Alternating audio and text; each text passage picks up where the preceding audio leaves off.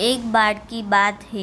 एक बड़े शहर में कहीं दूर देश से एक चित्रकार आता है।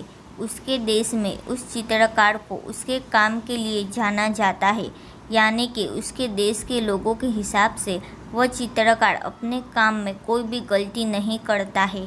मगर चित्रकार के मन में होता है कि मेरे देश के लोग मुझसे ज़्यादा प्रेम करते हैं, इसलिए वह मेरे काम में कमियां नहीं निकालते।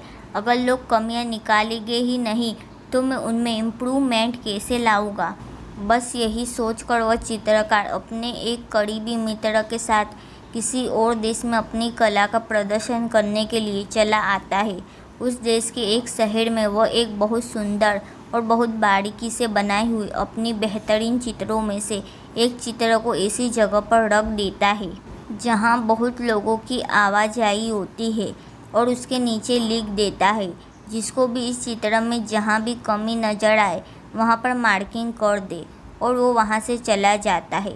अगले दिन वह चित्रकार अपने मित्र के साथ उस जगह पर आता है, यह देखने कि उसके चित्र पर कितने मार्किंग लोगों ने की है।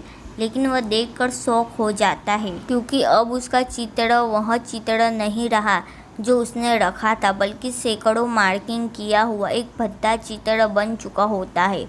वो बहुत निराश हो जाता है। उसे लगता है शायद वह उस लायक नहीं है जितना उसके देश के लोग उसे प्यार करते हैं। उसके काम में बहुत कमियां हैं। उसको इस तरह से निराशा देखकर उसका मित्र उसको एक सलाह देता है कि तुम दोबारा से एक अच्छा चित्र यहाँ पर रखो, और इस बार लोगों के लिए लिखो कि जिसको जो कमी इसमें दिखाई दे वो उसे ठीक कर दे। चित्रकार ने अपने मित्र की बात मानते हुए अपनी एक और बेहतरीन चित्र को उसी जगह पर रख दिया और वैसे ही लिखा जैसे उसके मित्र ने उससे कहा था। अगले दिन जब चित्रकार उसी जगह पर पहुंचा तो वो और ज़्यादा हैरान हुआ, क्योंकि उसके चित्र में इस बार एक रत्ती भर का बदलाव भी नहीं हुआ।